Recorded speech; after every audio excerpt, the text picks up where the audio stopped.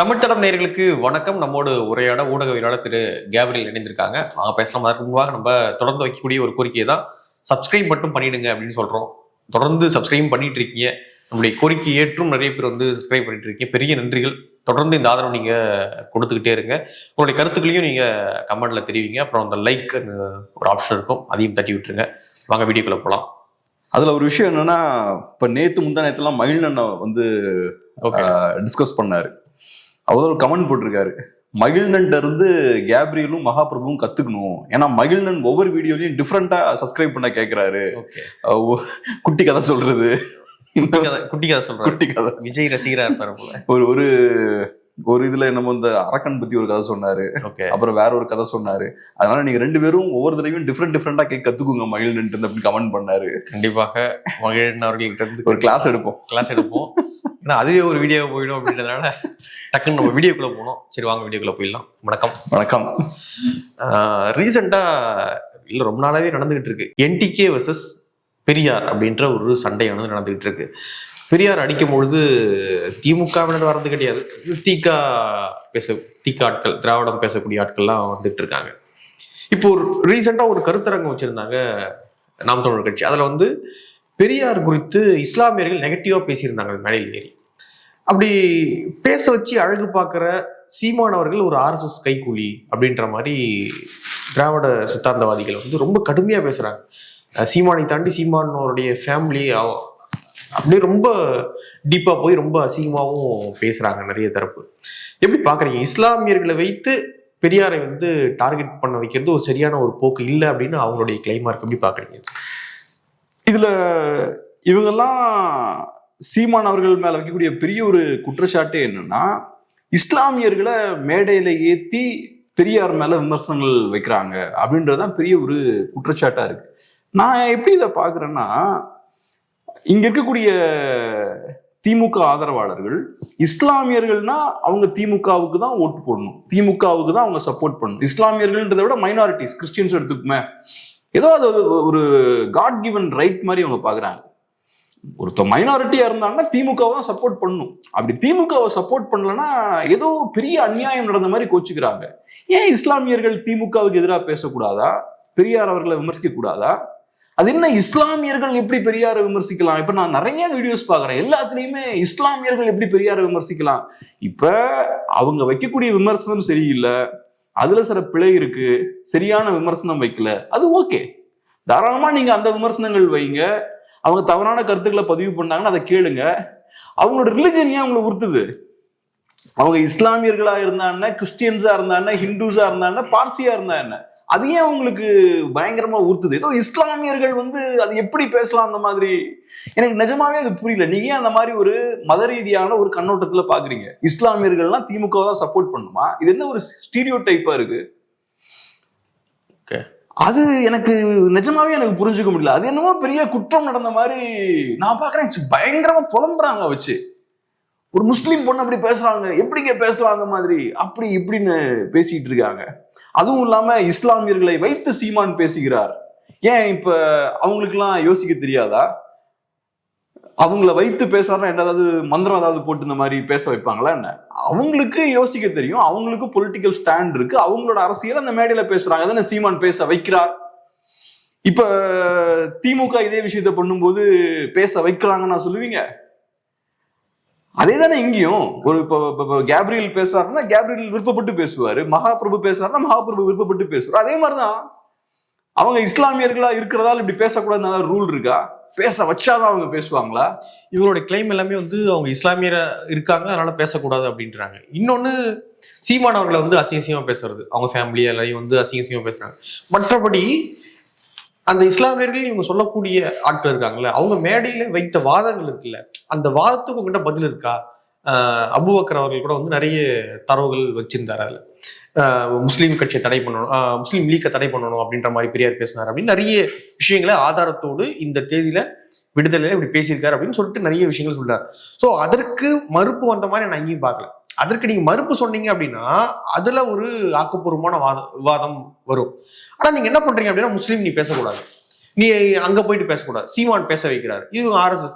இப்படியான வாதங்கள் தான் வருதே தவிர, அசிங்கமான வார்த்தைகள் வருதே தவிர, மற்றபடி ஆக்கப்பூர்வமான அந்த பதிலே வரல. இந்த கேள்விக்கு என்ன பதில், அதை சொல்லு. எல்லாத்துக்கும் ஒரே பதில் தாங்க.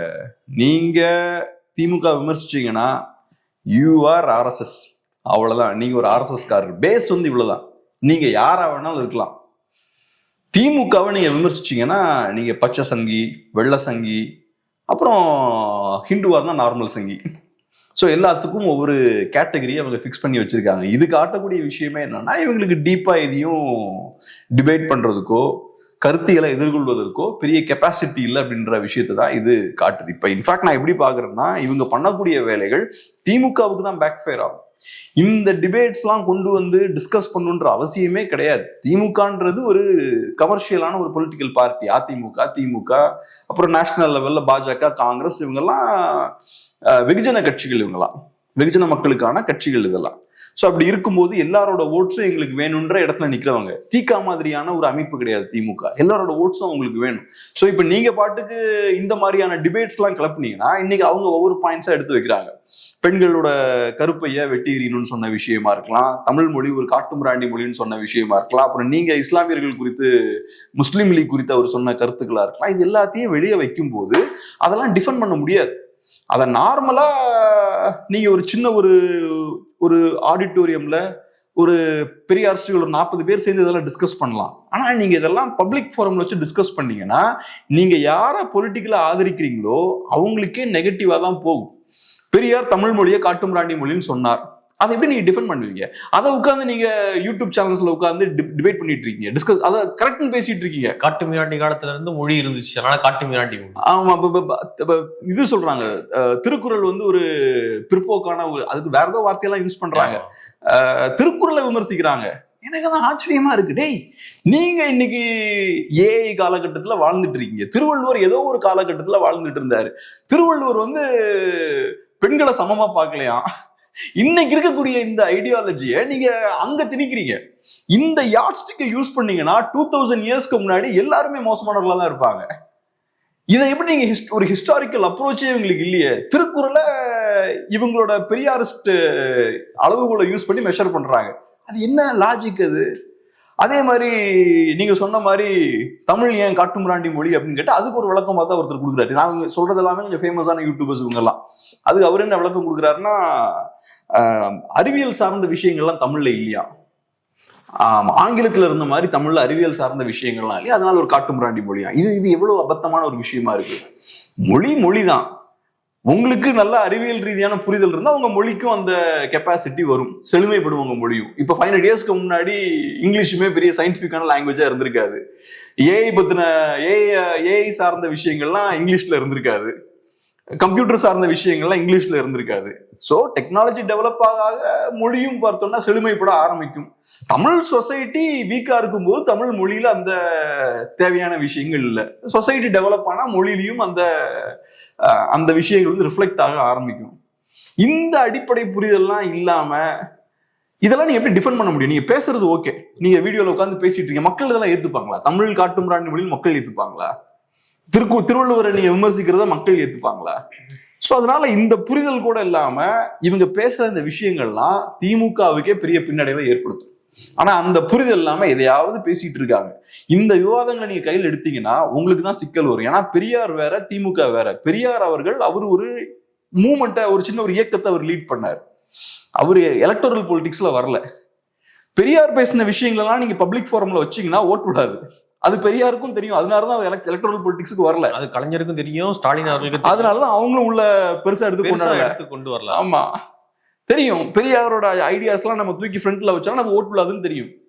பெரியார் பெண்கள் குறித்து பேசின விஷயங்கள் கரெக்ட் தப்பு அதெல்லாம் தாண்டி அதை வச்சு நீங்க ஓட்டு கேட்டீங்கன்னா ஓட்டு விடாது. கடவுள் பத்தி பெரியார் அவர்கள் பேசின விஷயங்கள் எல்லாம் எடுத்து நீங்க முன் வச்சு ஓட்டு கேட்டீங்கன்னா ஓட்டு விடாது. தமிழ் பத்தி பெரியார் அவர்கள் பேசின விஷயங்கள்லாம் முன் வைத்து நீங்க ஓட்டு கேட்டீங்கன்னா ஓட்டு விடாது. அதனால அப்படியே அதை வச்சுக்கிறது உங்களுக்கு நல்லது. ஆனா நீங்க என்ன பண்றீங்க? நான் பெரியாரை காப்பாத்துறேன் பாடுறான்னு வந்து நீங்க எல்லாத்தையும் தோண்டி எடுக்கிறீங்க. ஒண்ணு, அது உங்களுக்கு நெகட்டிவான விஷயத்தை ஏற்படுத்துது, பெரியார் சொன்ன விஷயங்கள் எல்லாத்தையும் வெளியே கொண்டு வருது. ரெண்டாவது, திமுகவுக்கும் அது டேமேஜ் தான் ஏற்படுத்தும். ஸோ இங்க நினைச்சிட்டு இருக்கிறது நம்ம திமுகவுக்கு நல்ல சப்போர்ட் பண்ணிட்டு இருக்கோம்ன்ற பேர்ல திமுகவுக்கு எலெக்ஷன் கிட்ட வரும்போது நீங்க தேவையில்லாத டேமேஜ் ஏற்படுத்துறீங்க, தேவையில்லாத லக்கேஜா இருக்கீங்க. இவங்க நினைச்சுக்கிறாங்க வந்து நம்ம இந்த சோசியல் இஷ்யூலாம் எடுத்து பேச வேண்டாம், இந்த பக்கம் ஓடிடுவோம், சீமானு பெரியாரு அப்படின்னு இந்த பக்கம் ஓடிட்டோம் அப்படின்னா சமூகத்தில் நடக்கக்கூடிய அவலங்கள் குறித்து நம்ம பேச வேண்டாம், அங்கிருந்து எஸ்கேப் ஆகி நம்ம இதுதான் முக்கியம் அப்படின்னு சொல்லிட்டு இதை பேச ஆரம்பிச்சிடலாம் அப்படின்னு சொல்லிட்டு இங்க பேசுறாங்க. ஆனா ஆக்சுவலா அது பிரச்சனை.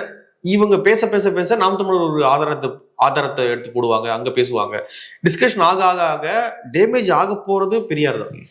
ஸோ அதை புரிஞ்சுக்காம ஸோ இது ஈஸியா இருக்கு அப்படின்னு சொல்லிட்டு இங்க ஓடிடுறாங்க. ஆனா இதுதான் பிரச்சனைக்குரியது. இஷ்யூஸ் பேச முடியாது இல்ல.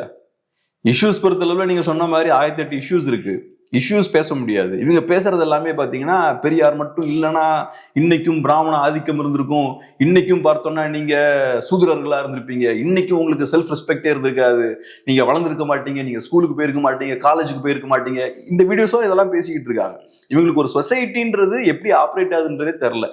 சொசைட்டின்றது ஒரு தனிநபர் சுத்தி இயங்கக்கூடிய விஷயம் கிடையாது.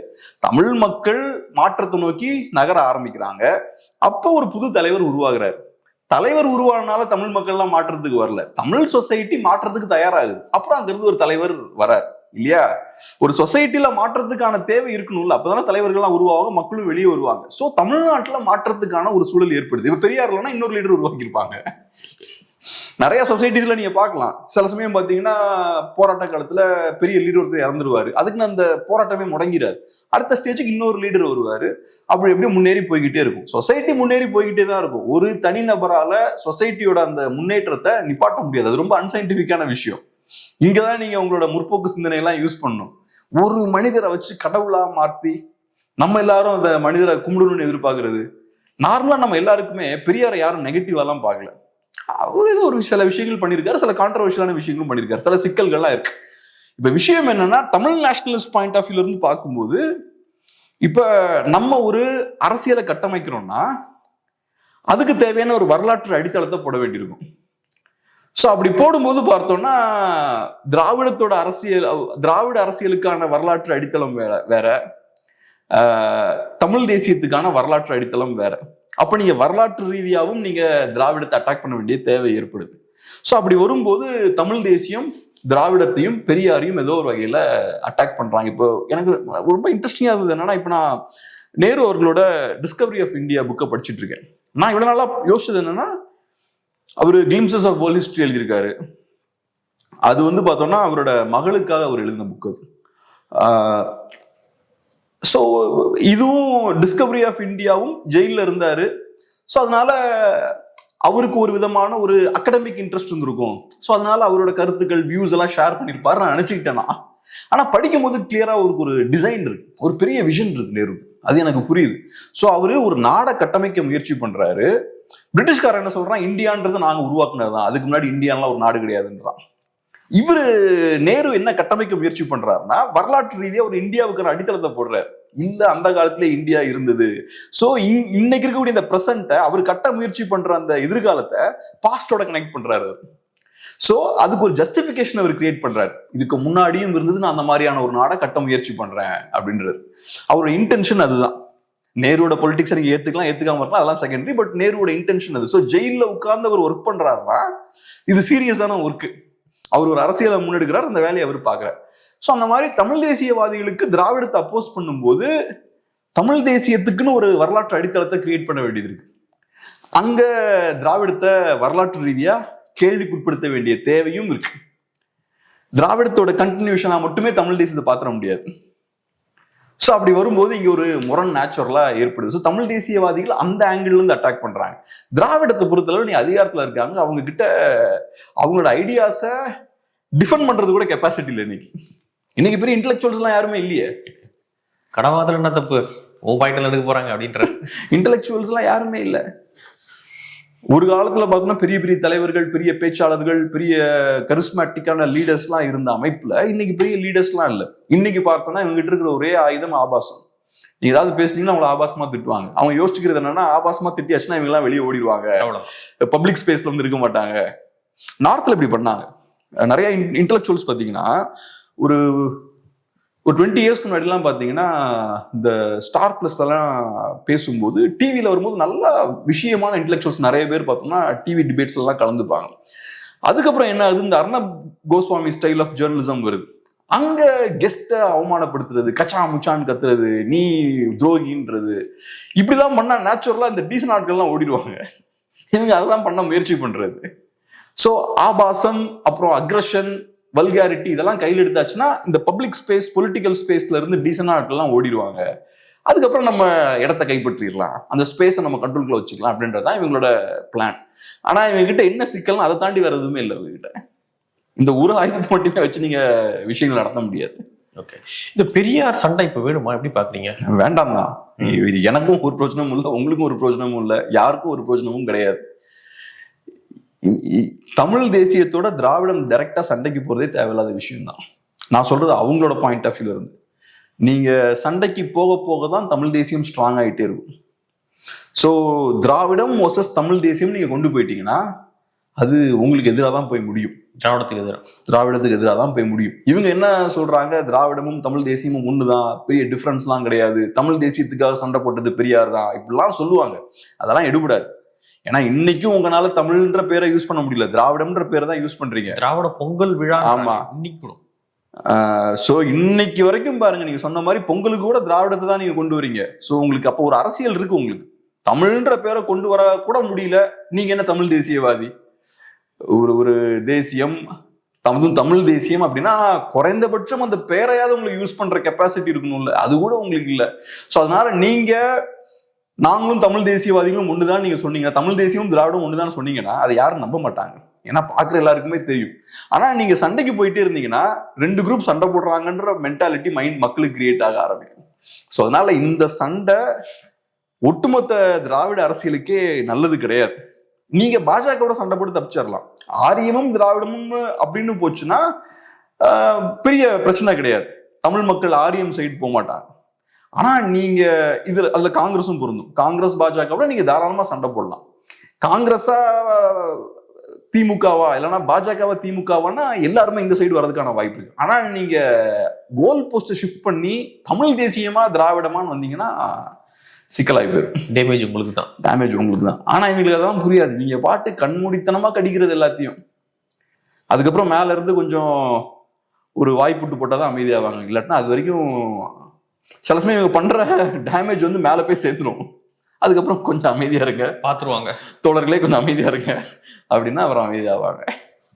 சரி, ஓகே, என்ன நடக்குது அப்படின்றத பார்க்கலாம். நிறைய விஷயம் பகிர்ந்துக்கிட்டீங்க. நன்றி.